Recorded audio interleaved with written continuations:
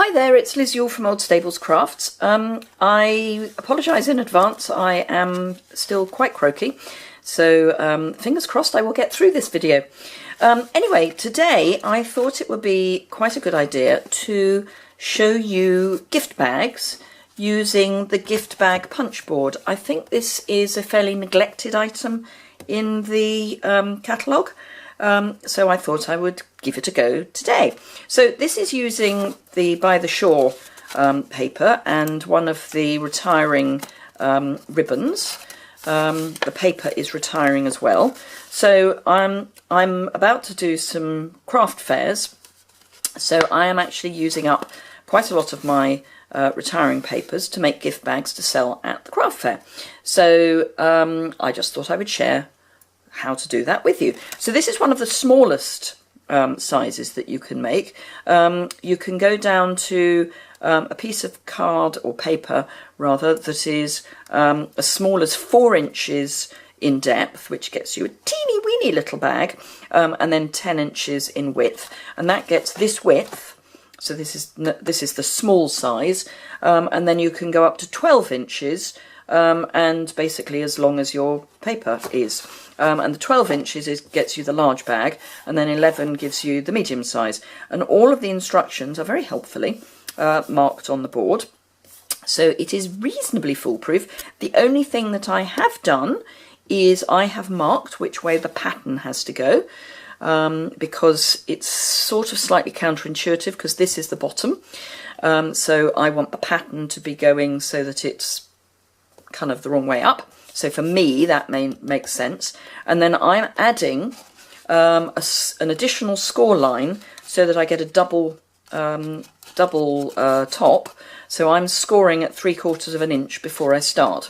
So I thought, having shown you a small one, I would now show you a large one.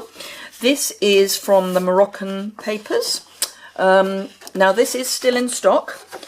It's on the retiring list and it's currently reduced to £8 from the usual 10. So as at when I'm recording this, this is still available.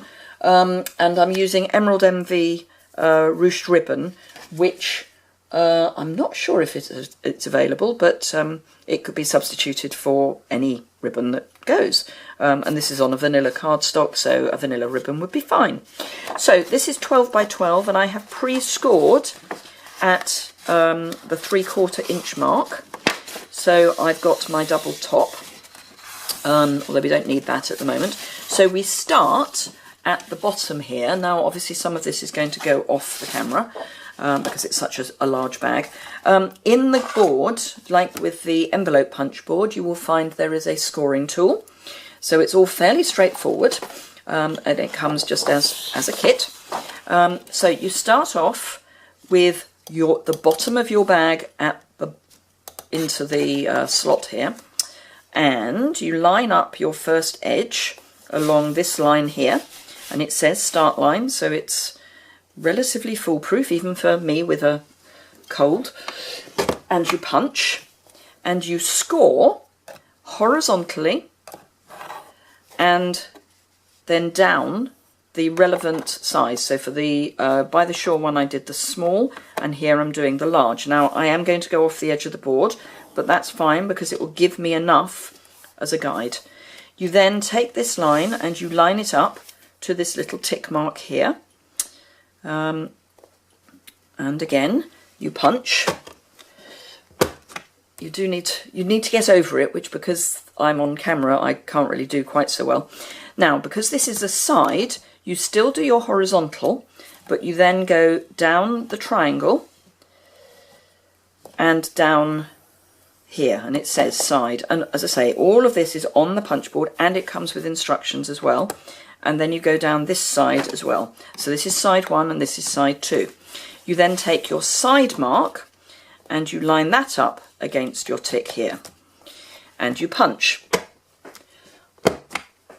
And because we're now on a front or a back, you go all the way across and you go down the relevant divide or score line.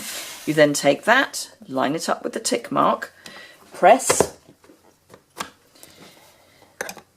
across, down your triangle, down your middle line, down your triangle again, and down your side. And then the last thing you need to do, and I normally turn it over for this, is you line up your last score line. And the reason I turn it over is so that you've got a good solid base against the butt board here. And then you do your last punch. And that is the bottom. And you've got these little pieces here. If you're doing them in mass production, they do build up, so you need to get rid of them. And then for the holes at the top of the bag, again, it gives you the instructions here, but basically you're going either side of your side line. So you've got your side. Now, because we've gone straight down, what I'm going to do is, before I do that, is I'm going to fold my lines, my marks, sorry, and I'm going to do it the right way around. So you fold, and it's worth making sure that you're lined up. If you're using this size bag, make sure you're lined up at the top, because you are just going along the score lines.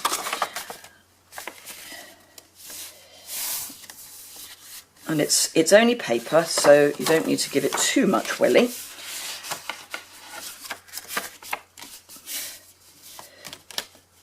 Just get that lined up. And then that last one, which is your final fold mark, which is actually going to be your seam.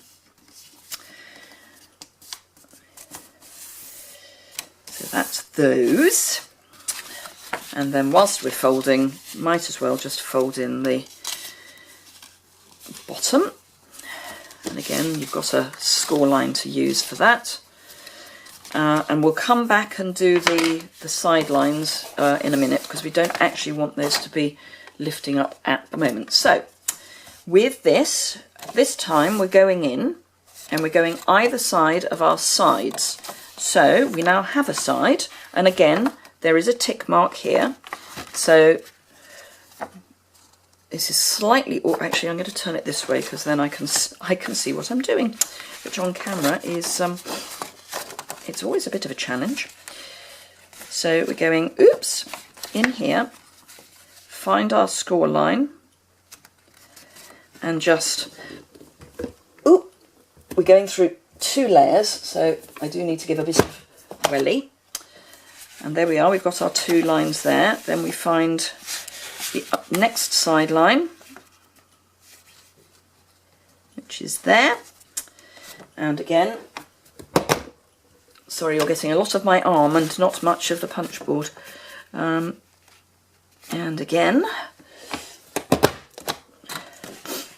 And then we need to do both of the ends. So let's do this one first, because it's kind of the right way around. Now, this is going to go off the side, and then this one I'm going to do the other way up, because again, I want this to be nice and flat, otherwise we've got a risk of it not being square on. And this, you just line up the edge. So let's just make sure that that's properly in, and then down. So there we are, and there we've got our little holes. And again, if you're mass producing, those do build up. So that's all we need the punch board for. And then what we're going to, oops, get that out of the way. What we're now going to do is take our snips and just cut off this piece at the bottom and wedge it in. Don't need that. And then here at the top, again, not quite sure which is going to be easiest for you to see, but here's my score line. I'm just going to wedge in very slightly, and then take that hole off, because again, that's the seam. Now, we've got score lines in our sides as well. Those we need to bend back on themselves.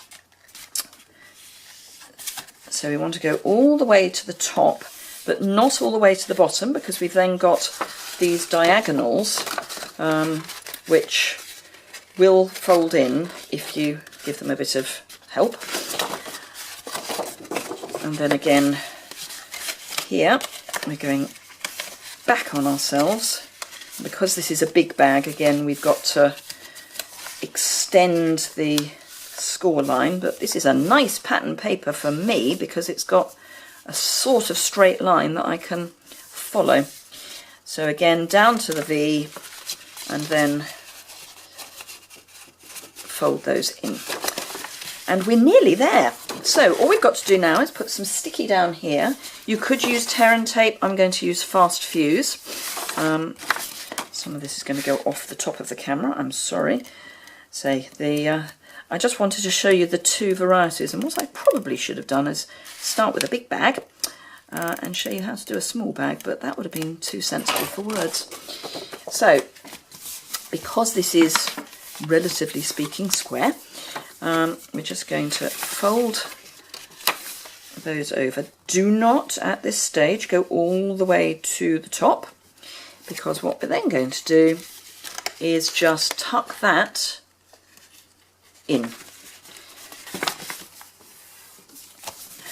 And this is just because I've put the extra fold on, so if you can see in there, there's this piece which I've just made sure goes into, or rather on top of the seam. So that's pretty much everything done. Now all we've got to do is put some sticky on the two side flaps.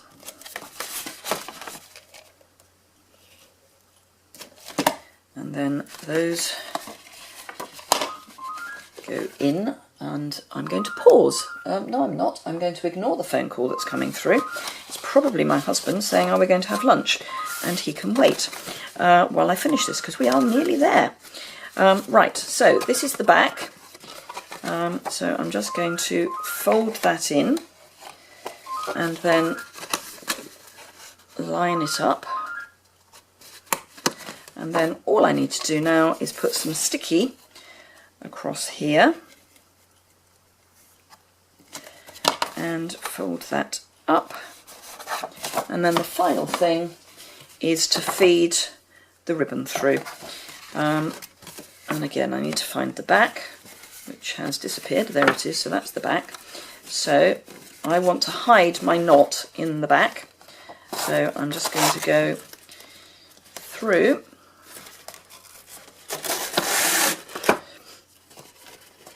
And because these line up beautifully, you can do two at once, which is perfect. And then the last one in there. And then just tie that in a knot, and then obviously you can make sure before you tie your knot that your ribbon's not twisted. Although I have to say I have tended to find that the ribbon gets twisted when you tie the knot anyway. So, oops, don't even seem to be able to tie a knot. Let's try a reef knot, or for those of you in the US, a square knot. So I seem to find those easier to tie than anything else, frankly. I think it's years of being in the Girl Guides and the Navy Reserve. There we are, and sailing and things like that. So obviously you could trim your ends so that those are neat. And that is your enormous gift bag. So we've got large and we've got small. But there you are. So that's the gift bag punch board. I think it's a really great way of using up any sheets that are left over, or just as an easy way to wrap a gift. So have a look at that. I've got a link to it to my store down below, and the associated blog post will also be linked down below. If you want to see more videos, hit the subscribe button, which is my face over there any minute now. If you enjoyed the video, give it a thumbs up. If you are interested in joining Stampin' Up, this is a great time to do that. And there'll be details of that on my blog post. So thank you very much for joining me again, and I'd better go because I think that sounds like a very irritated husband. Bear with me. So thanks a lot. Bye.